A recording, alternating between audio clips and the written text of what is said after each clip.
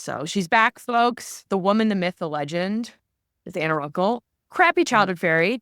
Your book is coming out when? It's October? October 1st. Re-regulated? Set your life free from childhood PTSD and the trauma-driven behaviors that keep you stuck. I'm pumped for this. Me too. Right, or too. What did you want to bring to the world that you didn't think was already existent in a book about this stuff? Well, 30 years ago, when I sort of hit my low point with what I now know were childhood PTSD symptoms, nobody knew what was wrong with me. Danger of getting locked up. I couldn't focus. My emotions were just out of control. I was behaving inappropriately at work, like lashing out at people. And I was scared to death. I was calling people for help. I was going to the therapist 3 times a week. We kept talking about what had happened. You know, I had some recent traumas, and that's often what happens. With men, right? There was men, and then there was getting attacked on the street. I was beaten unconscious randomly on the street, and my mom died. And it all happened in this little clump of time. And so I had actual PTSD, and it's weird because they knew about it then, but they didn't talk about it like that. It's a long story, but they were like, well, you didn't get raped. I don't understand what the thing, why you're so, So I had PTSD, and I can now see that it unlocked a whole bunch of childhood trauma symptoms, childhood PTSD, which is a different kind, complex PTSD, let it out of the bag, and I could not put it back in. And I didn't know it was wrong. And it would be 20 years before there was a name for it. But boy, when you know what it is, it's like, okay, so I'm not crazy. And there's nothing wrong with me. I have normal symptoms for somebody who went through the childhood I did. You shared your childhood the last time you were on, but it would be good since it's been a little while for people to remember. Do you want to just give a little snapshot on the highlights? Well, I grew up with alcoholism in the family. Most of the people in my family were alcoholic, not all. And when I was a kid, my parents got divorced and my mom turned our house into a commune. And we lived in Berkeley. This was about 1970. And so the people who moved in, people were like on acid. They were doing drugs all the time. There was sex going on in public on the floor. It was very shocking, very traumatic and unstructured for a kid. They weren't paying attention to whether there was healthy food on the table or whether we went to school on time. Thankfully, my little archetype for how to deal with trauma is I'll just be a good girl. I'll just go to school. I'll be there on time. And for a time, these were the good old days in California. They let me take my sister to school. She was 3. And so she would just come to school and hang out with us and get fed at lunch. And, people just sort of came together to keep us alive. Thank goodness. And so my family trauma continued. There were good things. There were bad things. But my mom remarried when I was 9. We moved to Arizona, and it was we shifted gears. It wasn't like a commune life anymore. It was more like a conventional life. But because of my mom's drinking and also my brother's drinking, and yeah, they both passed away, right? They did. They did a long time ago. The same year that I was forced to learn how to heal my trauma because I was falling apart. When all of that was happening, it was too much. And that's kind of how trauma works. You get a trauma storm in present time, and then you fall apart. There's this healthy compartmentalization we do. So I had to write a book. I had to write a book because what happened in that period of time is I gave up hope. I thought I wasn't going to make it. And then I stumbled on something that not only worked for me, but dramatically worked very quickly. And it helped me to re-regulate my nervous system, even though I didn't have that language or framework for what it was. I just my mind came together. I could function again. And then gradually I could get to work on my life problems. Because you end up with a lot of life problems when you grew up with trauma and you've been dysregulated a lot. Yeah. One thing that I've noticed, so with myself, both of my parents are still alive, but they're both heavily in alcoholism still. And that was one of the things that I was worried about with my cat dying, is that I feel like I've already lost my parents, even though they're still alive.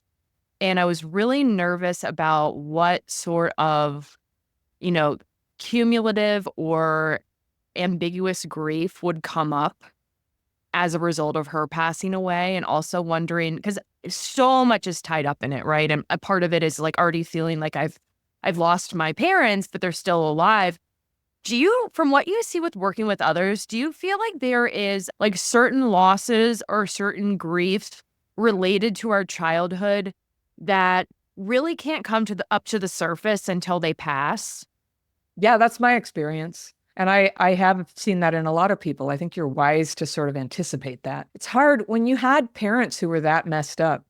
When they die, I don't know. I always had this impulse to say, well, they died, but it's not like they were ever there for me. So, it's not so terrible. But later I was like, no, it was an additive loss. The last stage came when they died. I had been losing them all along, and it was the same cumulative amount of loss with some other stuff piled on top. And so my dad died when I was 15. He died of ALS. My mother died of lung cancer and esophageal kind of breakdown because of alcoholism. Yeah. And that was when I was 30, and that was the year when I started getting into it. But this was kind of my vision of what was happening when she died. Before she died, and I knew she was dying for a couple years, I was frantic. I was like, I need her to acknowledge the failures. And I had an older brother. He died, ended 6 months after my mom suddenly from drugs. But he was really into that whole narrative. We've got to get her to admit what she did and what she failed to do, or we're never going to be okay. And I had been kind of programmed with that idea, like the object of healing from a tough childhood was to get your parents to acknowledge. But my experience is like that hardly happens for anybody. And even when they try, it's not always very meaningful. They don't get it often, because they're still in it to some degree, or they do it very thoroughly and well. But the thing is, going through that kind of trauma causes a neurological injury, and that injury has occurred no matter how they change in the future. So it's good if your relationship can be improved before they go, but you're still going to deal with what's in here, the tendency to just get all like emotionally and neurologically dysregulated when you're angry or upset, the feeling that like you never belong, like you can't connect with people, the attraction to unavailable people. These are all nearly universal symptoms of childhood PTSD. So I just thought it was me, but it's a really normal way for people to, end up after growing up with trauma, despite even if they had access to professional help. The talking about your parents, it doesn't hit this thing. And that's how I knew that was true of me. I used to go to a 12-step program for families of alcoholics for like 25 years, and it helped me tremendously. But I hit a wall with that because I knew, like, okay, my mom's been dead a long time. So is my brother. The problem people are gone, and I seem to be getting worse. So what is this? What is this thing? And now I know it's complex PTSD. And I only learned that word 10 years ago when Bessel van der Kolk's book came out, The Body Keeps the Score. It's a big day in my evolution. But I learned how to re-regulate 30 years ago, and I had been doing that every day. God, it's been that long. Yeah, 1994, I was hitting bottom, and I mentioned to a friend that I felt like I was going to have to do something drastic, like not live anymore. And she was barely even a friend. She was an acquaintance. She's a friend now. She saved my life. And she was a sober alcoholic. I remember that. We were going to meetings with her, right? I have gone to meetings with her, but being that my problem is in alcoholism, I've never quite fit in there. But we're hanging out today. Rachel Hope. She's still saving lives out there. She has a thing called soberandalive.com that helps alcoholics get sober. She's wonderful. She's a genius. Today's actually my 16-year sober today. Hey, congratulations. Thanks. 16 is substantial. That's really wonderful. Long time. Well, alcoholism and drugs have so much to do with trauma, like what happened to us, but also how we kept re-traumatizing ourselves. The way that we had to cope ended up making it impossible to like develop our nervous system robustness, and we end up fragile. And then in my case, choosing people who had problems in that area or were just otherwise not available. That's my type. Yeah. Yeah. Oh, so unavailable. Yes. Yeah. And it's sometimes I would go so far as to say it's an eroticization, making it erotic, of abandonment. That's just what people do. We imprint on how we were cared for, and it turns into our type, and it happens, and it can be healed, but you have to start becoming conscious of it. You have to get out of this idea that it's just randomly happening to you. If I had a nickel for every time somebody said, I attract alcoholics or I attract narcissists, I'd have a lot of nickels, at least a few dollars. But the truth is we're attracted to them. The truth is we sleep with them, we stay with them. We can't leave because we have abandonment wounds, and that would be too difficult. And so many of us will just stay in these terrible relationships for years and years because leaving feels undoable. And that's often how abuse can go on and on and on in a relationship too. People who were abandoned as kids end up kind of it's a feeling. When that feeling comes up, that emotional flashback of I'm going to be alone, I'm going to die, it's too much to bear. And so if you're ever going to break through that, it's kind of like being on a bad drug, and you need somebody to hold your hand and be like, I know it feels like this, but actually all that's happening is you're still in your apartment and I'm sitting here with you as your friend, and you're not going to have this terrible relationship anymore. And in time, somebody else will come along. And right now, everything's safe and okay. Like if you don't have that kind of support and you don't have tools to start changing your pattern, there's like the neurological dysregulation, which I will explain at some point in our conversation. There's neurological dysregulation, there's emotional dysregulation, and then there's this glitching of the left front cortex where reasoning goes dim every time you get stressed. Completely out the window. Yeah, you can't quite see you become illogical, unreasonable. Mm-hmm. Illogical in one mood. If you're angry, it feels like unreasonableness. And then the emotions are way high, so it's supercharging everything. So relationships with people who won't put up with that kind of thing end quickly. And the ones that last are with people who are similarly messed up and will stay in relationships where there's just a lot of yelling and difficulty and threats. And so that whole thing keeps your nervous system always going, and you're re-traumatized and re-traumatized. And I sort of like categorize like 18 self-defeating behaviors. That's one of them. That's one of them is like staying in bad relations, being attracted to troubled people. I think that it's certainly the one that passes it to the next generation. Babies come out of it. And so there's that one. But there's other things like being dishonest, Mm-hmm.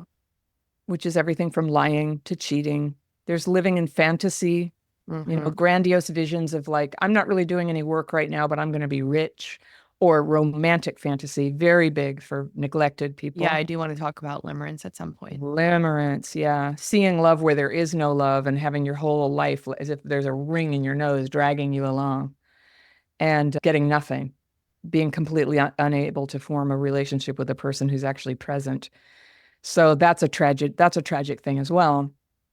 And then, yeah, black and white thinking, a tendency to be attracted to authority figures and extreme ideas. So I think cults love people with trauma. You can really recruit a traumatized person into a cult. They're very programmable. And part of that is too is probably the addiction to negative excitement as well. perhaps so. Perhaps so. I think there's a real loss of identity, especially there's kind of like a zodiac, right? That's how I see it. There's all the zodiac signs of trauma types, depending on what happened to you. I don't mean to like make jokes about it. This is what we do on this show is we laugh about this stuff. Let's laugh about trauma. Okay. That's why I love you. That's why I love this show. Yeah, but there's like people who grew up with alcoholics are often prone. Limerence is really common. That's like alcoholism. I get hundreds of letters a week, and I read them. I don't read hundreds of them, but I get all the ones that are viable, make sense, or based around a question. And there's a huge correlation between alcoholic parents and loving people who don't love you back. So how would that be? So okay, can we Yeah. pause? Can we talk about this for a second? Well, first, I just want to say, when it comes to the habitually being attracted to the unavailable, and kind of like the victimhood that kind of comes there, the victim mentality for me, when you don't see it was more like, why does this keep happening to me? Why? But I think that the other thing that doesn't get highlighted on enough is kind of the spiritual aspect of it. Whereas like just the way that people get drawn into like I just think about it, even on dating apps, these people that, because I was super picky, right? But it's like even somebody who there's nothing on their profile that would show me that they're an alcoholic, like nothing. But somehow every single fucking time, that's who I end up connecting with, right? Yeah. And so I think that a lot of the times we view it as like, poor me, or I keep finding myself. But in all honesty, every time that it happens to us, it's happening to present us with an opportunity to heal it. I totally had that too. I had a magical radar for guys who were addicts and alcoholics. I would not know consciously that that's what was going on. Like no matter what I did, I kept choosing bad men. And it started with slightly bad men and it ended up being very bad men. And it was frightening to me that it was getting progressively worse despite my best efforts to do something differently. And it was like I had a blind spot. And for me, that was a spiritual problem. And at the time when I really like had to reckon with it, like I wasn't getting better. I was 12 years doing my, daily practice techniques. But then my marriage fell apart. I had medical problems. I was in and out of the hospital. I was out of money. And I was like, you know what? I just don't believe in any of this. And I don't believe in God. And I don't believe in anything I ever believed in. And I just am going to, do whatever. And and then I got worse. I got worse. I got worse when I didn't have a re-regulation practice. And I had kids. I was like a divorced mom with kids. There was not room for me to have bad men in the house. That could not happen. And so I ended up on my just face down praying. I don't know if you exist, God, but you better help me because I can't stop fucking up. I just can't stop. And so things started to shift. And so one of the things, I'm sure we talked about this before, but this is the thing, the people who are getting involved in relationships that end up being destructive, I have one initial piece of advice. Well, here's the thing that comes first is get very clear what you want. If you want to get married, don't ever date people who don't want to get married. If you don't want to date people who are a certain way, like I had to never date again anybody who had a problem with drugs or alcohol. Some people can date people with long-term sobriety. I can't even do that, because they will end up relapsing. They always have, with me. So I just kind of drew a line on that. I had a lot What of if things. somebody had done like a shitload of trauma work too, though? Would you feel differently? Is that a hard line for you? I don't know. I just don't trauma work. I just don't even know what that is. That's like anything you want it to be. Yeah, that's well valid. Yeah. Yeah. No, I don't, I do these group coaching calls and people are like, I have this boyfriend and he's like difficult in a dozen ways. And I just want him to go to therapy. It's like, you're just trying to control him, Cookie. He is what he is. And so, but my nervous system can recognize who calms me, who makes me feel grounded and like who feels honest to me. My nervous system can recognize that now because I'm not all clouded with noise from within. And that's how I ended up, driven into those sort of emotional choices. But here's the thing, you cannot sleep with people right away. If you have an attachment wound, I'm sorry to tell you that is how you marry your troubles. That is how you do it. So if you can slow that down and get to know people, the alcoholism will be revealed. And that's what it is. And it'll be revealed before your attachment wound gets so attached that you can't face leaving, that seems impossible. And so if you can slow that down, and meanwhile, using tools, keep like the daily practice is what I use to stay honest in this day, here's really what's happening. And then to have a community of people you're honest with. And that's kind of what happens is, and we tell on ourselves to each other. We're like, well, he did it again. He did ask me out, but then he didn't show up. And everybody will be like, girl, Whereas if you don't have anybody around you, you can kid yourself and just go, that's okay. I'll just keep waiting for him to show up. I'll just keep saying yes and hoping, instead of going, wait, but didn't you just say that you want to end up with somebody who is really into you, who's excited to be with you. Like if, you can have friends and you write down what you want. You have friends to help you remember what you want. And then hopefully your friends forgive you every time you fall off the beam because we do.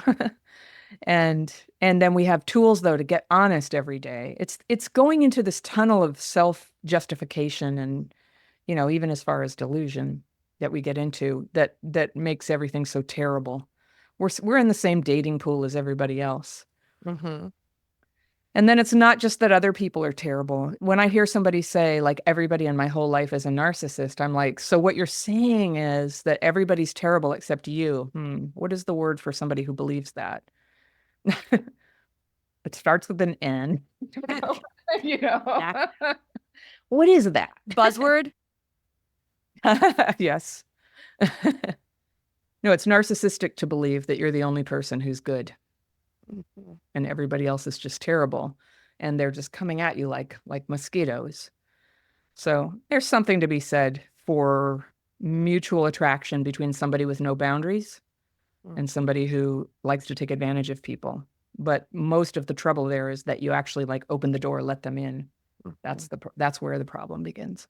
mm. But one thing that helped me forgive myself and realize like I wasn't like consciously doing this Mhm. was I was 13 when there was this eighth grade prom coming up. And I got very smitten with this kid at school. And I really wanted him to ask me to this prom, which eventually he did. And my friend and I would go spy on him at the park and go see what when he was like playing catch with his friend. And you know, I got really into him, from a distance. And then my friend told him to ask me, and he did. And we went to this eighth grade prom. And we ended up leaving the eighth grade prom as soon as the whole thing began because he had a friend who had an apartment and we could go smoke weed and drink over at this apartment. And, I can't tell you how much went into me preparing for this prom. I bought this one dress, it was the wrong dress. And then my family, we were like welfare poor. And my dad, who was dying of ALS at the time, he sprung for and took me shopping to get a different dress that was more appropriate. I had this like great chiffon tiered disco dress with bare shoulders and spaghetti straps. No, gunny sacks, Do you little have a picture of yeah. it? I do somewhere. I don't have it handy. I'll send it to you to post with this. And yeah, so I mean, it was months. And then my friends and we practiced slow dancing. The theme song was Reasons by Earth, Wind and Fire. Yeah. With our Fuck hands, yes. we had to practice our first kiss. We did the whole thing just like a movie or something where we Mhm. wouldn't actually kiss each other, but we would put our hands between our mouths and go, Mhm. Mhm. we wanted to make, and then So good. we were so scared about getting sweaty hands holding hands because at the beginning of the prom, you had to walk in holding hands. We bought like 4 kinds of deodorant to see which one didn't leave a residue but kept your hands from being sweaty. Like Mhm. this was so We're built so up for, prepared. and there I was in this shitty apartment with some 23-year-old whatever smoking weed and drinking beer, and I've just turned 14. But of course I did it because I wanted this guy to like me. And later, so yeah, he was in my life for a while, and then I thank God I got out of Tucson, just away from that whole thing. He ended up a heroin addict. He ended up I think, on the cover of National Enquirer. He and his wife had a Really? baby. Yeah, his baby died of an overdose from Mm. breast milk or something. And, God bless him. Hopefully he's doing okay. But when that happened, I was going to, 12-step recovery. And I was like, oh, like he wasn't like that when we were Mhm. 13. That's not what was going on, but that's what was in there. Yep, exactly. And I was so drawn to it. Mhm. And so I was like, I see. I'm powerless. It was a true powerless moment. But what do we do? I am a spiritual person. I do believe in God. I do ask God for help every day, and that's definitely gotten me through and guided me. But also, I am very honest with myself. I use tools every day. I use Mhm. the techniques that I was shown how to face and be rid of my fearful, resentful thinking about the nature of reality. I think everybody's against me. I think I'm a terrible person. I think you're a terrible person. Like that stuff gets generated all day long. I wake up with it and it's got to go. So when you can name it, get it on paper, ask for it to be removed, take a rest in meditation, something new can come in. A little more space appears. So that's a big part of what I do as Crappy Childhood Fairy. I teach this method. My book teaches it in detail. I have a free course online where you can Mhm. learn it. I'm just all over. I'm like, I think I got 1 million people doing it, something like that. So I'm very pleased about that. And it's been my pleasure to sit on long Zoom calls every week with people and talk about it and help them with the nuance of it and help them understand the strange philosophy that maybe the solution isn't analyzing or understanding. You may see a pattern, you may understand, but starting there, it didn't help me. It got me very Mhm. dysregulated, Mhm. and I couldn't think at all. What helped me was writing. So I've been meeting some really cool people in my journey lately. And one of them is James Pennebaker. And I've been citing his work all this time, but I got to hang out with him in Texas this summer. And I just recorded a video with him that I'll be sharing soon. He is a professor of psychology at the University of Texas, Austin, who has done a huge body of work about the value of what he calls expressive writing. Mm. He just noticed that, people spend a lot of time being depressed and anxious, and isn't there some simple thing that could shift gears on that? He was working with students, and he sort of pioneered a method where you write down.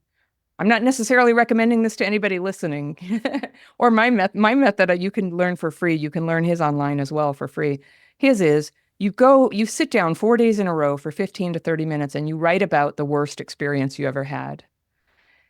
And that's The it. same one every day or different Yeah, you ones? just kind of dive in and Okay. you go ahead and write about it. And gradually through trying different variations of this technique, Andrew Huberman covered this guy's Mhm. work last winter. I mean, it's I think it should be a lot more well known than it's well known, but it should be like there should be like banners flying in the sky. It's like, guess what? Writing about it, it changes your blood composition. It changes your blood composition after one time. And I had a chance to talk to him about some of my reservations about it, which was, I don't know, for traumatized people, diving right into the worst thing that ever happened could Mhm. be really Mhm. re-triggering. I'm not sure Mhm. that's great. And and I think some therapists would complain, oh, you can't do that by yourself. Well, I'm a huge advocate of things you can do by yourself because you are by yourself. Who has money for therapy? And even if you do they get it? Are they able to give you something that helps you re-regulate and get past something that's happening? Have you been told, oh, this is going to take a very long time. It's got to get worse before it gets better. I say, hold on. You need something that feels better like right now. This thing is too harsh. And so you got to feel better. It's impossible to heal if you can't feel better. The trouble with medication is it gets, when dysregulation is underlying the whole thing and sort of disabling your ability to make sense of things or take action consistently, Yep. medication will just kind of hold you right there. Yep. It's very hard to naturally re-regulate. So it may have some benefits in some context, but for trauma, it's not very well targeted. There's not evidence that it is anyway. What about from the perspective of stored emotion and sitting in the feelings? Sit into that. Do you like to sit in your feelings? Is it helpful? Well, I mean, I do believe that there's grieving that has to occur Y- for some of these losses, the stored emotions that need to be felt. Well, I think it's a construct that's useful to a lot of people to say emotions are stored and they need to be felt. Now, if Mm, you have emotional dysregulation, like I do, mhm. like I'm prone to, the solution is seldom that I need to feel more emotions. They're already throttling me. They're already like something I can't really self-regulate. So learning to regulate your emotions is the beautiful gift that we can feel our emotions. For people with trauma, it's a lot about learning self-regulation, self-awareness, self-regulation, being attuned to other people, but not lashing out, not collapsing in a panic attack, when you have to talk to the boss about your raise. That's an emotional collapse that's not convenient or helpful to us. And we're very prone to it, many of us. And so sitting with feelings, that's another thing. Sitting with feelings, holding space, those are metaphors or, constructs about how some people deal with things. So I think sitting with feelings like is a great idea for people who are racing past their feelings and just trying to like numb out or, you know, like sit down, just go, wow, I'm really sad. But there's also this almost religious belief there that if you just feel your feelings, the trauma will end. And I just quite honestly, that has never been my Um, experience. I'm just thinking about, some of those moments where I have been in an emotional flashback Uh-huh. and had the awareness of what's going on. And some of the most Hmm. healing moments have been pulling up a picture, looking at a picture of myself as a little girl and letting her know, like, I know why you feel this way. I'm Hmm. so sorry that you feel this way. It's Hmm. totally okay for you to feel this way. The reparenting aspect of it has been really helpful for me. So, learning how to regulate yourself and when you're emotionally dysregulated, having tools like that are so important. But it's been through sitting in those raw emotions that I've been able to kind of see, like, what are some of these faulty core beliefs that I'm holding about myself? Absolutely. You're talking about something very central to healing. So for me, if I were to sit there and just think about the feelings or feel them, Yes. it would be a little bit mushy and wobble and amorphous, and I'd be Mhm. prone to freak out. Yeah. When I write it Getting on out. paper, I Mhm. can bypass the freak out. I'm not bypassing the Mhm. feeling. I'm Mhm. literally, it's not, I mean, sitting with the feeling isn't the right word. I'm expressing the feeling.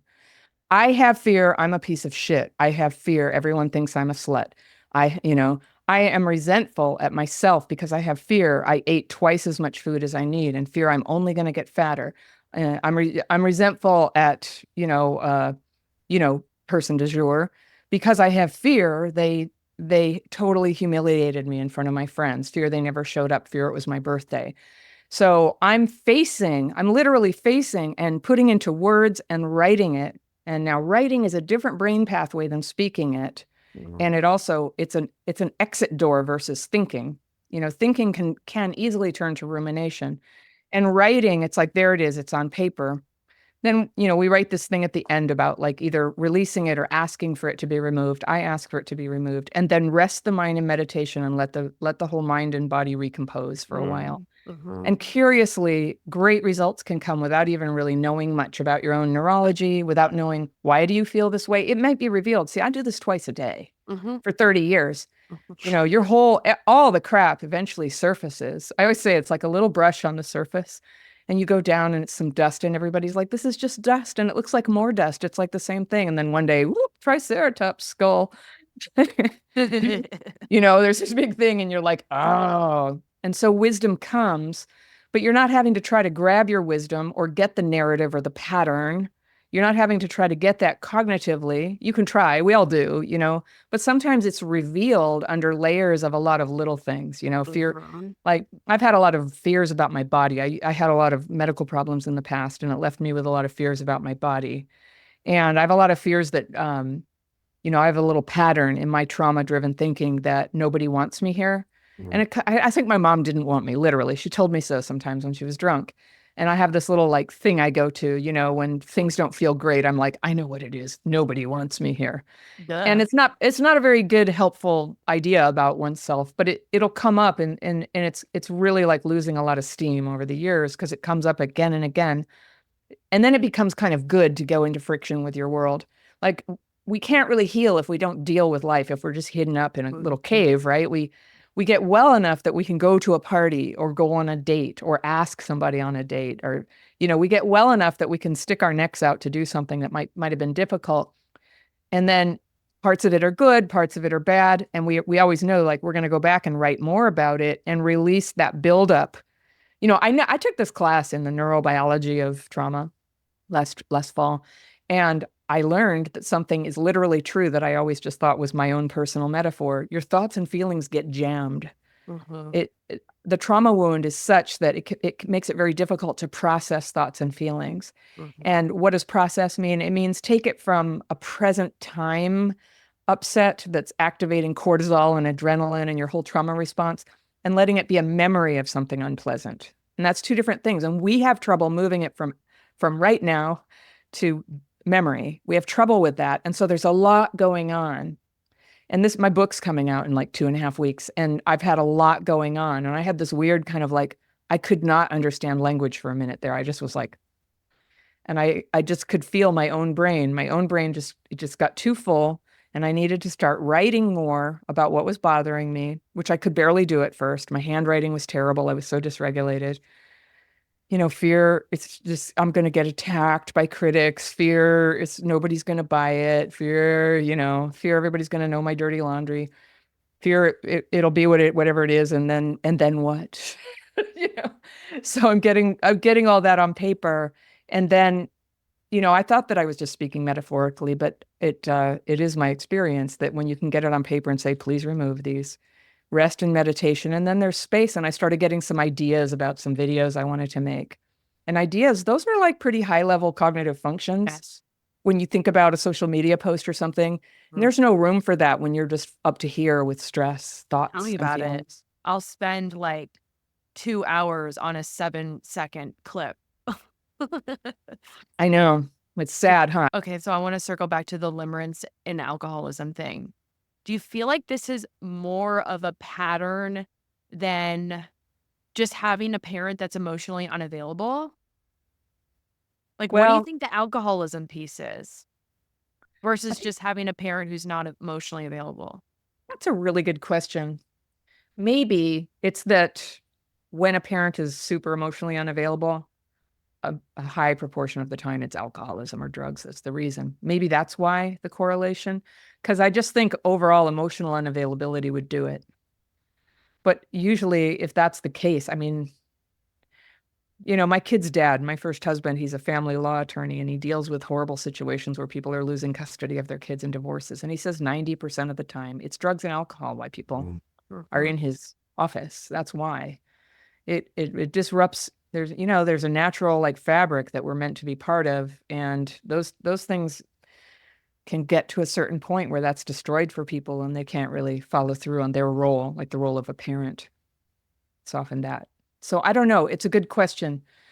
There's a spiritual thing, there's a cultural thing, there's a zeitgeist going on right now where like roles are breaking down. When I was growing up, roles were breaking down, and there was this idea that parents were sort of losers if they weren't out there finding themselves and sleeping with other people. And my neighborhood in Berkeley, when I was a kid, was just like decimated by this. The families all fell apart. The kids were really screwed up. We had a lot of kids who died of drugs. Nearly every house had a mental illness, a drug death. And we were like in a nice part of town. It wasn't like some, terrible neighborhood story, but it was a terrible neighborhood Mhm. because of that. And so you have to have certain strong roles and obligations to play. And I think that the pendulum may be sort of coming back on that. I don't know. Stuff breaks down, it comes together, but we get to be our own selves. We get to work on our own strengths. And for me, because I was so neglected by a mom who, there was just constantly stuff competing with her attention, other men, drugs, alcohol. She would just like split for a month at a time and nobody knew if she was coming back. And I had a very clear sense, like, I really want my kids to know that I love them. And so, as much as I would have screwed up some things parenting, they do definitely know, like, I really wanted you and I'm really glad you're here and I'll never leave you, just like right here. And so I did that, but where it shows up is in the choice of men. And they're very much like, I don't know if they're coming back. They periodically would say, I'm not really into you, or I never wanted you. I would do that. So I used to get told by therapists I was trying to recreate my childhood to like conquer it this time. But now I don't think that's true. I always really wanted a good life and a good relationship. And I have that now. There's a shadow of the old trauma-driven behaviors and beliefs that pops up under stress sometimes, but not too much. And but what I think it is we have a neurological injury. We have a neurological injury, and under stress, it activates. And it just seems like everybody has like a pattern. We have a number of patterns as human beings. And some people, like when they freak out, they up their arms. Some people, when they freak out, they slump down. Some people start yelling. We all have patterns. We have the way that we express. And so there's patterns that we get into with relationships that can be really hard to break because they were imprinted at the time. So a lot of people are trying to come at it with inner child work, or they're coming at it through, analysis, or they're coming through it with body work. And for a lot of people, like, relate to it as a body phenomenon where it's stored in the body. I come at it with words and beliefs and, languaging it out. That's kind of my vector on it. And so there's a lot of people who are attracted to my work because that works for them too. And so I think there's very little that we can actually cure or answer about it. It's just Mhm. when you face it and write it down, there's a natural restoration to center that comes in. Just like when you skin your elbow, you don't really know how to make your blood cells behave in a certain way so that it heals, Mhm. but your body does know how to do it. Mhm. There's just sort of a healing force that's in there kind of bringing things to wholeness all the time. And I think it's sometimes it's a subtle current, but it's there. And if you can quiet this down, the current begins to carry you, and it helps you be much more attuned to yourself and attuned to others. That's kind of what nervous system health is. Who came up with the term limerence? It was Dorothy Tenov back in the 70s. She wrote a book. She was really trying to describe what it was like to fall madly in love. She wasn't really talking Mm. about like addiction level limerence yet, but she came up with the word. And then a few people noted that it does turn into kind of like a crazy addiction for some people. And so what it is, how I would define it is, it's a addiction level obsession or infatuation with another person who you cannot have Mm. that begins to take over your life. that starts to damage your real life relationships, your sleep, your work, just like any addiction would. And I have a lot of content about limerence, and I may write a book about it in the future, but for right now, I have a course on dating to help deal with it. And people always ask, what can I do? And everybody wants to this is like, I'm such a hard ass. Can't sleep with people. But also, once you're limerent, you can't be friends. It's over. Mm. And if one person has that for another person, it's not going to come back to center. And everybody will say there's an exception. It's like, fine, there's an exception. But if your life is going down, you need to like not just go cold turkey on contact with them, including changing jobs if necessary. Mm. There's a lot at stake here. Either you're sacrificing a relationship you now have with a real person who loves you, or you hope to have that one day and you can't. When you're limerent, you got no cab light. Nobody finds you. It's not a available vibe. And there's quirks in there. It's an illogical thing. How would you just differentiate it from um being obsessive about being in a relationship with somebody who is just not healthy, Mhm. not good for you, versus, I guess, when you say someone you can't be with, like, how Yeah. would you define that? Well, it could be anything from a dead person, a celebrity. People do get that. They get limerent over a movie star that they've never Mm. met. Mhm. Or somebody I get letters from people. They get limerent over, somebody who lived a century ago. They Mhm. can't stop thinking about them and fantasizing what life would be like. So it's an escape. It's like a mental, psychic, everything. It's just an escape from reality. When the going gets tough, you're just like, oh, if I could just be with Oscar Wilde or whatever, everything would be great. He would meet me. That there's this feeling like the thing that you can never find is there. And so in an early romance, it can happen too, where you feel it for somebody. So often it will be for somebody who you dated for a while, but they ended it and they don't want to be with you anymore. Or a little energy that happened with somebody at work, but they're married and you're married, or just one of you is, but you can't. And so it comes up. But what limerence is, having a crush on somebody is one thing, but where it starts to damage your life is where it becomes a problem. And it's progressive. It starts as like it's just like a nice feeling. It's a nice thing to think about. You know, that would be nice. And then it progresses into, you can't bear to go an hour without thinking about them. And then it progresses to you're stalking their social media to see what are they doing. Then it progresses to, I think they put something in their social media that was coded for me as a message that they actually feel the same way about me.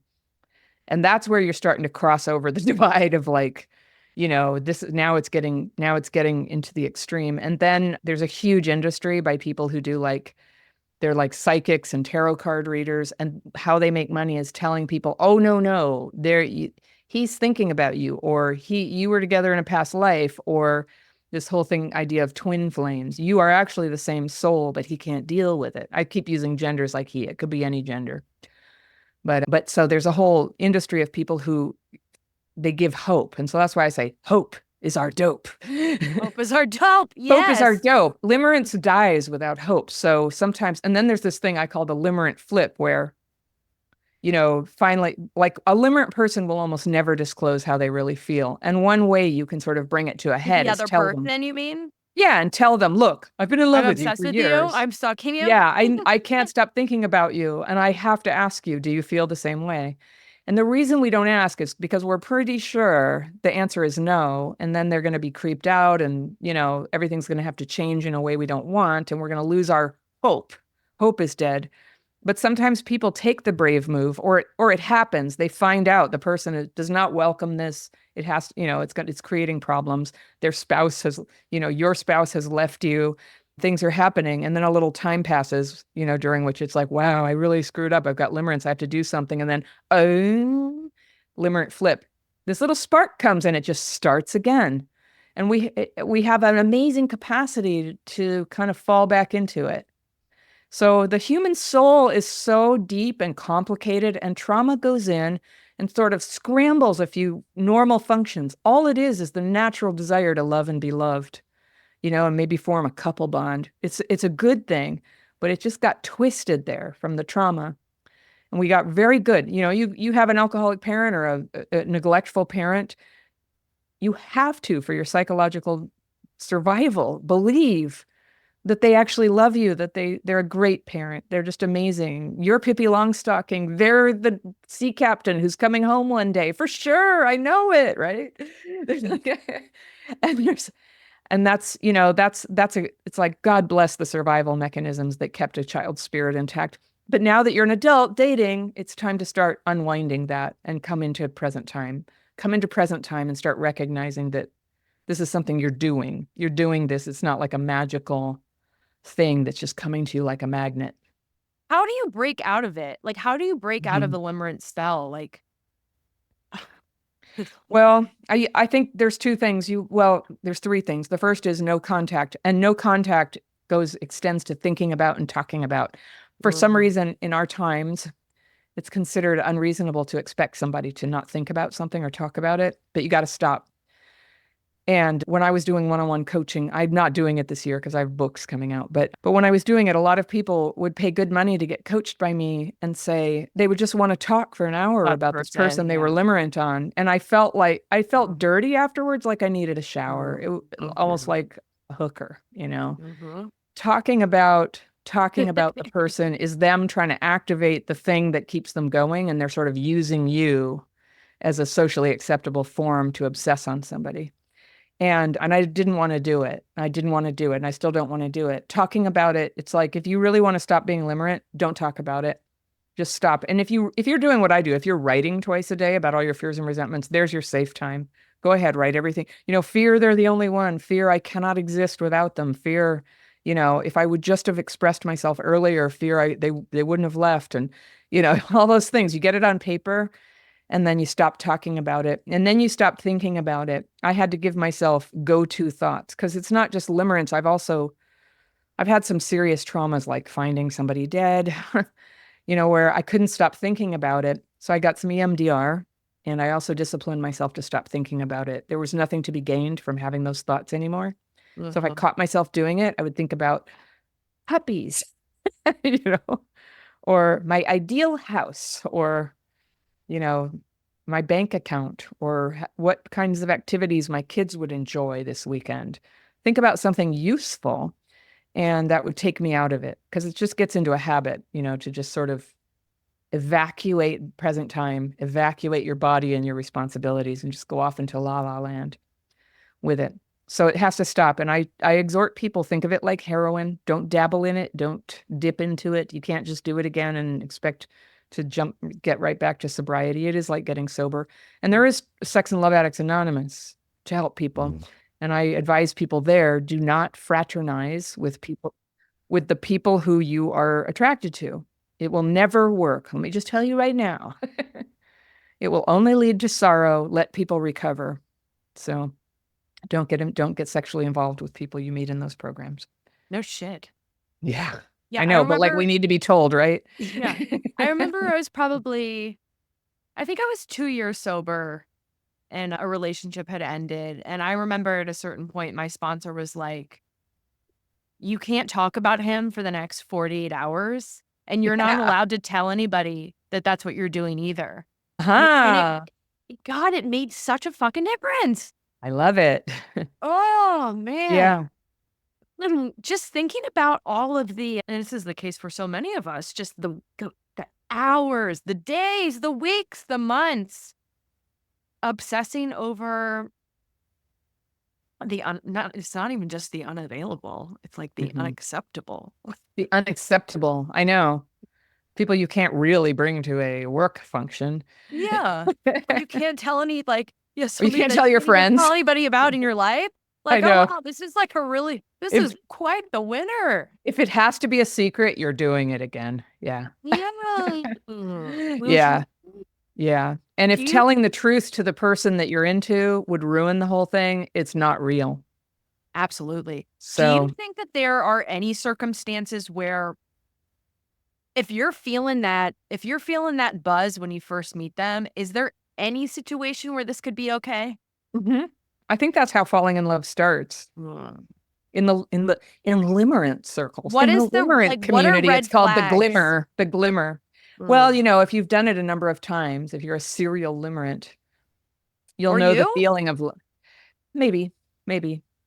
Okay, here's a question. If you have that, when did it begin? When you were a kid, even if it wasn't like boyfriends, Mhm. where did you feel that way about something? Like for me, it was Laura Ingalls Wilder.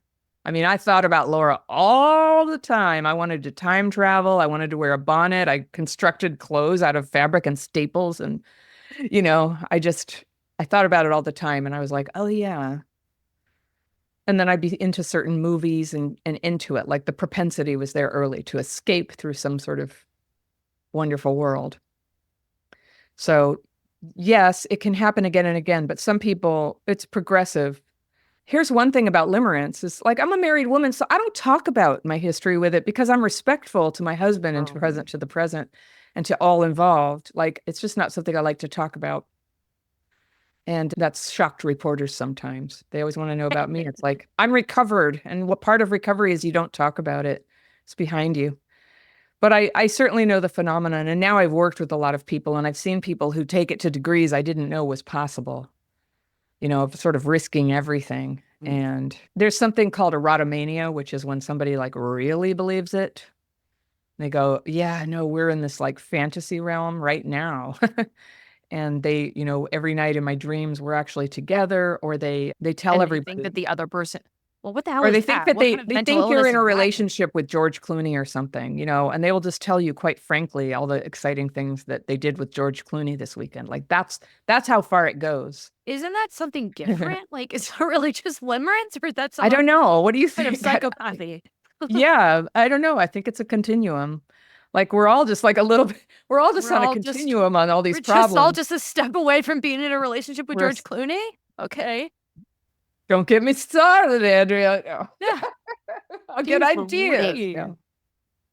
Yeah, and so do you find that there is a big are people who are prone to limerence, are these people that are also very prone to that getting sucked into the fantasy thinking, like Yes. I'm gonna be famous, I'm gonna be a rock Hmm. star, or this or Hmm. that. Is it there a big connection there? Yeah. Yeah. I'm going to have this huge house. And so there is sometimes that. I don't think it's universal at all. And for some people, it's just the business thing.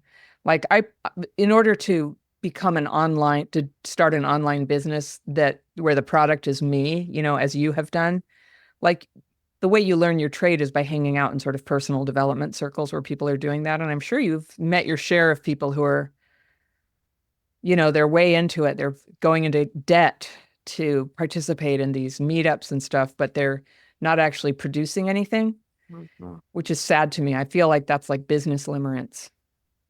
Oh, that's so interesting. Hmm. Yeah, like getting Huh. reciprocated feelings is what a real relationship is. Earning money is what a real business is. Business limerence. Yeah. Yeah, it's very seductive Mm. of being so successful. And then, yeah, businesses are such a little hothouse of your own being, it's definitely like the arena of my healing now. Oh, absolutely. Yeah. What other issues came up for you as you were working through the book? Like, were there any wounds or anything that was unexpected that came up that you weren't that kind of surprised you? Opportunities Yeah. for growth? Yeah. I got very sad at a certain Really? point writing the book. Well, here, I'll show you. This is the book, the actual book, which has yellow paper inside. But there's, Hay House, I got to say, is this amazing group of people. Mhm. And I've had such a great experience, better than, I'm not just saying that to promote them or me, but just like I'm kind of having this healing experience because I've had a lot of jobs where I feel like I wasn't really seen for what I could do. And I sure feel that way with Hay House. I feel like, my reward has come. I'm working with these amazing people and they're so competent and they are always helpful and they're smart. And so that's been a healing experience with this. And I have this editor, Anne Barthel, who she's an extraordinary person who really understood. Once she read what I wrote, once she read my first draft, she really understood what was going on, Mm. what I was saying, which is what I'm saying is something countercultural. It's paradigm busting. It's Mhm. hard to explain, and I needed a whole book. I'm a YouTuber. I've made 800 and something videos, so it's like a hydra. It's a sea anemone with all these like pieces of what I'm trying to say and what I'm discovering as I continue to evolve. Mm-hmm. But putting in a book, I had to go end to end. And my goal was so that you could read this book, and it's full of all these like questions and, inquiry stuff where you start learning the daily practice early and doing it, but you also keep a journal to track, like, these are the key things that I'm figuring out about my trauma. And gosh, I got very sad. I think that I had to kind of float above some of my sadness a lot of my life just to carry on. And so they first said, I wrote a draft and they said, we want more of you in it, your story. So I wrote this like 15-page introduction about my life story. And we ended up deciding we didn't need all that. It's a pretty concise, not maybe, there's other ways I can talk about that aspect of the story, but it's only got certain things in here. It's about how I learned to re-regulate, how I began teaching it, and a couple of key characters in the story, and turning points with people and how I got out of it. So that's there. But I wrote this whole autobiography and it made me so sad. I kind of, when I wrote a 15-page autobiography of trauma, it really Mm-hmm. sucked. I thought I had done that before, but doing it in a way that I thought that the whole world was going to read it was pretty intense. That's different than like journaling, right? It was hard. And like the fact that I became suicidal, Mm-hmm. when everybody knows that, like, you never get to like deny that happened. You never get to play cool and be like, that never happened. And I think what's given me social permission for that is A, how many people have been helped by my message, and B, the fact that it's such a crisis for a lot of people that it's irresponsible not to be open about it and say, I was there and I got better and here's how I did it. And I got better from that level of depression very quickly. Is there a level of shame there? And what do you think that is? And not Yeah. wanting people to know that. And what do you think that's tied to? I don't know. I just want to. Okay, so you have 12-step history. Mm-hmm. I think there was especially the earlier years in 12-step.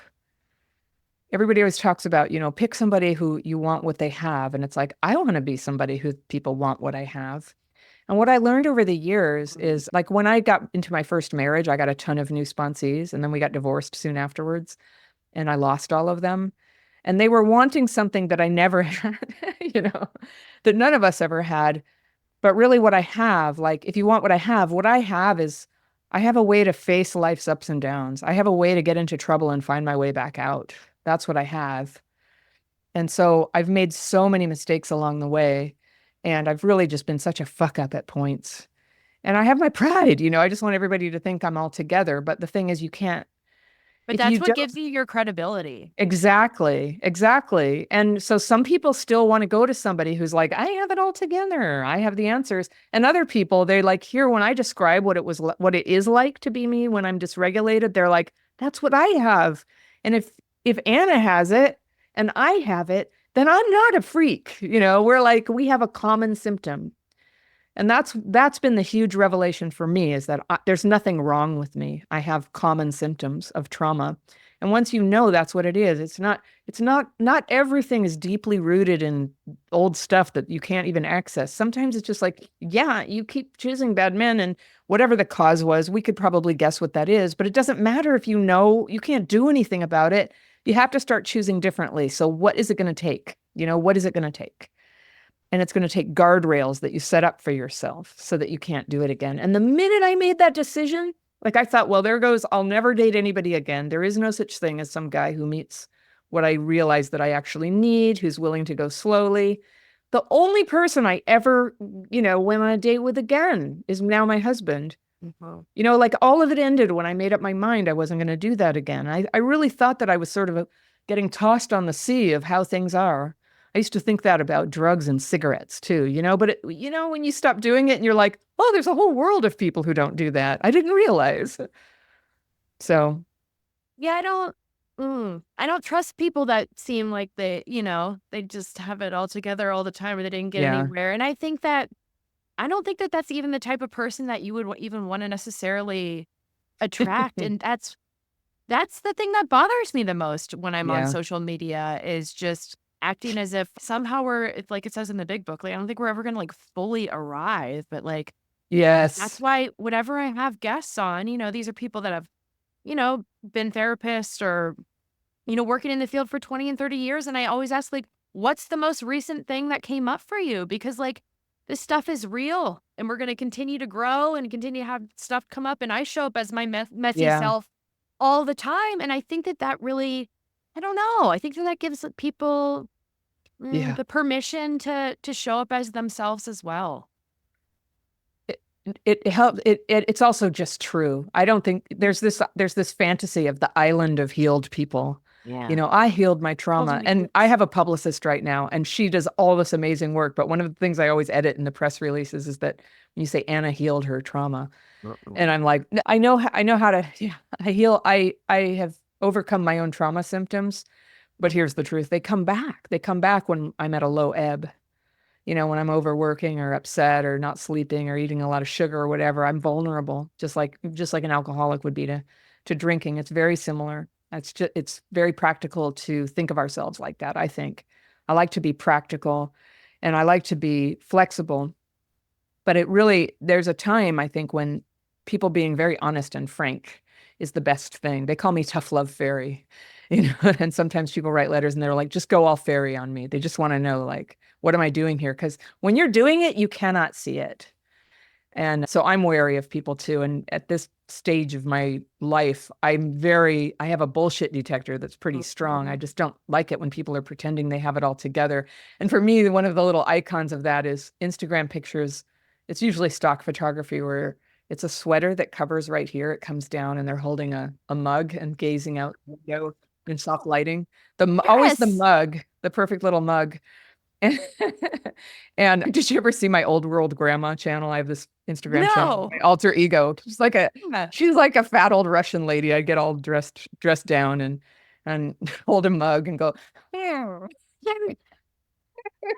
I get weirded out, like, and I made a story of this one time because I was like, am I onto something or am I just a huge asshole? Like, I often get weirded out when people are taking, like, they're like candidly writing in their journal, but it's like, you're not actually doing that right now. Even that sort of stuff just feels like super inauthentic to me. I'm like, that's not what you're doing right now. The other day, I felt amazing. Yeah. I was so thin Day in a life. I'm like, I didn't brush my teeth today. But yeah, I also I wonder too, though, like, because I really embrace all of the mess, all the, all of the mistakes I made, where I come from. But I'm also the scapegoat and, like, was the identified patient and was also forced to start talking about my issues at such a young age. So I wonder if that partially has to do with me being okay with really owning that aspect for me. And I wonder if somebody who was more of a hero child or the golden child maybe has a little bit of a harder time. Interesting. Accepting that stuff. Does the scapegoat always talk about stuff? I don't know. See, this is the zodiac we have to create. Identified patient, I guess. Yeah. Right. Yeah, your energy. I love your energy. I love how you're just very out. And I was telling my team, I was like, oh yeah, Andrea, when I go in there, she has this art of getting you to say things that later you're like, I can't believe I let that out of the bag. Yeah, because you're so disarming with your openness, and so that's you. Yeah, you have you. It probably is an expression of trauma. I know some people who are like that generally. And yeah, they are traumatized, come to think about it. Yeah. My husband thinks I'm that way, but I'm not really that far on the spectrum. But he's from Northern England.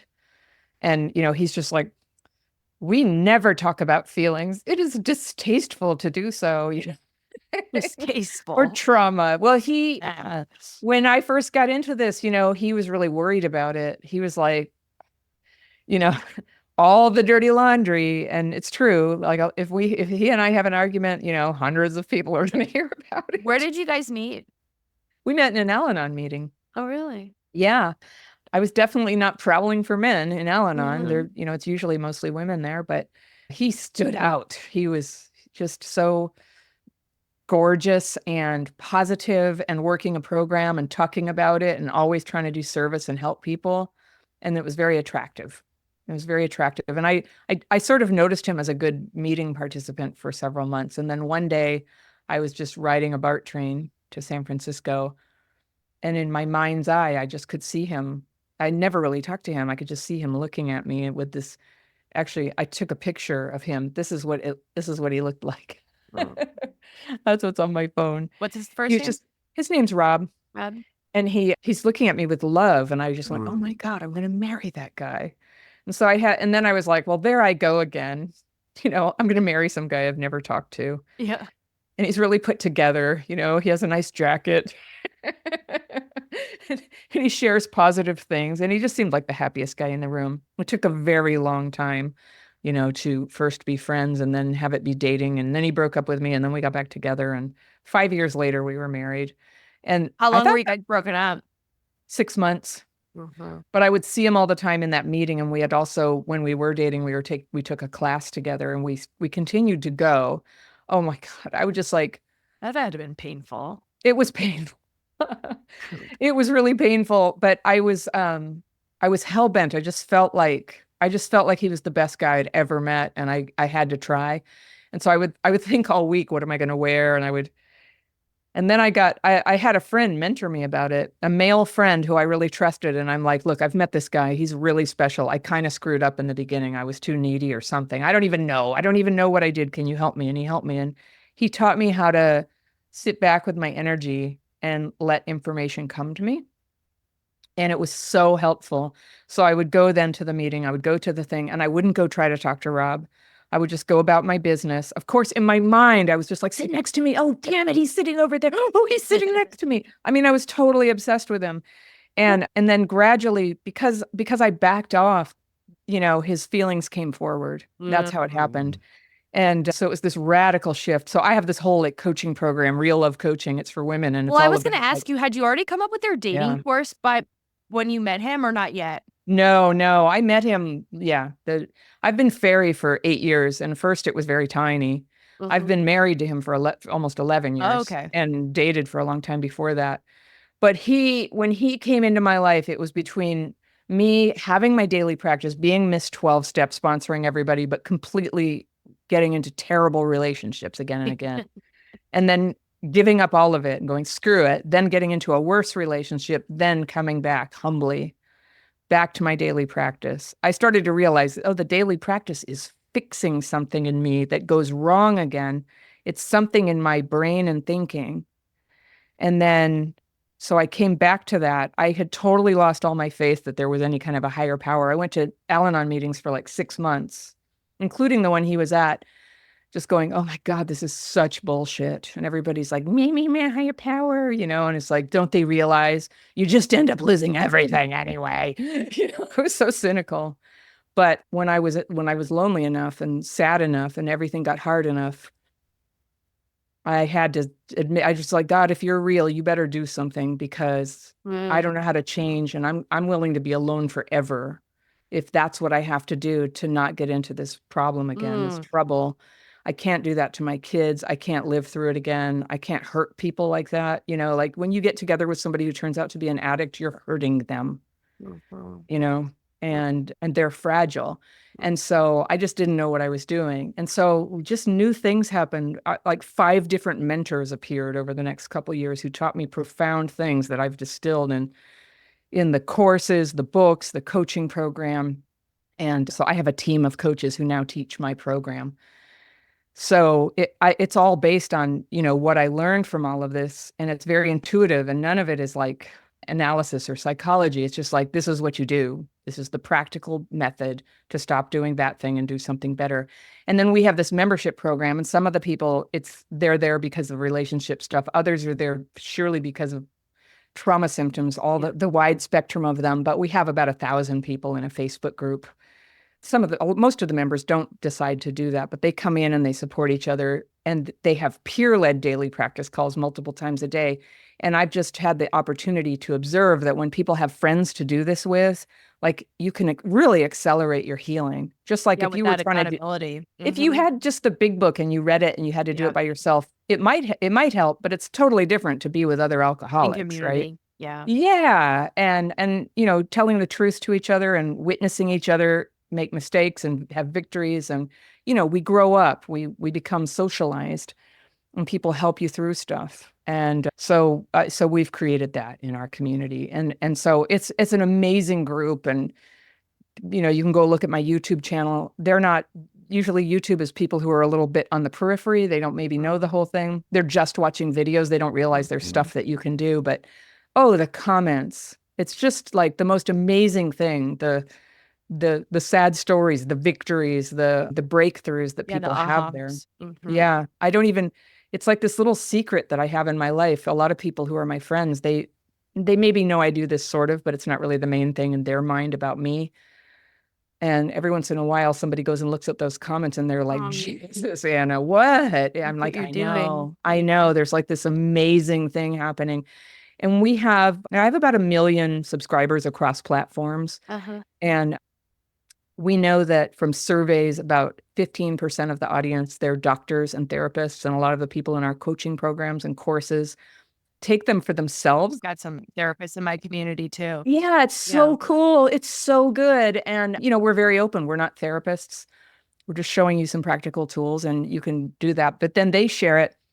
And a lot of people who come to us say, my therapist told me to come. They prescribe videos between visits and things. And so, it's always the best to hear. Yeah. Well, I mean, all those therapists they become therapists for a reason. Yeah, which is right. Like you got to kind of know suffering to help people with suffering. So, yes. So there's kind of a new way to come at this. It doesn't replace everything that's ever been done. It can be done together with whatever people are already doing. It can also be done by itself. I'm one of the people who this was the thing. This was the thing that worked after a lot of things were not very helpful. But I'm still trying things. I still like to experiment with things. I'm sort of looking forward to when psychedelics become legal. And yeah, I will check that out. I'm very curious about it. And I could see how that might be helpful. I also think it could be terrifying. I'm not afraid of the drugs. I'm afraid of people being able to influence me while I'm under the influence. That's valid. Yeah. Yeah. So are you having any events? Are you having a book tour or anything? Or yeah, what, I'm gonna. what Well, people yeah. know about? It's funny. So with books these days, I wrote a book a long time ago and I did tours. Well, I'll be in Washington, D.C. the week before the election. No competition for news space that week whatsoever. No, but I'm leading a retreat in North Carolina at the Art of Living Retreat Center. Oh, I've heard that's beautiful there. It's beautiful. I haven't been there yet, but I'm really excited. And that's October 25th to 27th. Then I'm going to DC for a couple days and I'm going to do some, TV shows and radio shows and a lot. And and then in New York City, I've got some podcasts lined up and my publicist and my publisher, they're busy getting me on podcasts. They were very happy that I would be on your podcast again. This is book tour, this is it. And I'm going to be I learned about a new thing today. I'm going to be on this. It's a radio tour where a national radio affiliate has me for 4 hours and then just like plugs me into these different local affiliates. That's so cool. And I just do it again and again. And then I have a course coming out with Hay House, my publisher, and I'm really excited. This is a new thing. I'll be teaching my method in a course in mid-October, and it'll be launched in mid-October with some free webinars. So that'll be promoted soon, I think in the beginning of October. But that's like a whole new avenue and a whole new audience, and it's really exciting. And this is my dream come true. I always wanted to heal. And in the deepest way, I've always wanted to share this thing that saved my life with everybody. And for 30 years, that's pretty much been my whole thing, is trying to share it. And I used to do it one-on-one, and then it was with YouTube. And now the book is, it's not even out yet, and it's sold 5,000 copies. That's amazing. Well, people are ready. They're ready. We're going to get some books sold for this episode. We'll put all your shit in the show notes. And Great. I'm really excited for you. Thank you so much.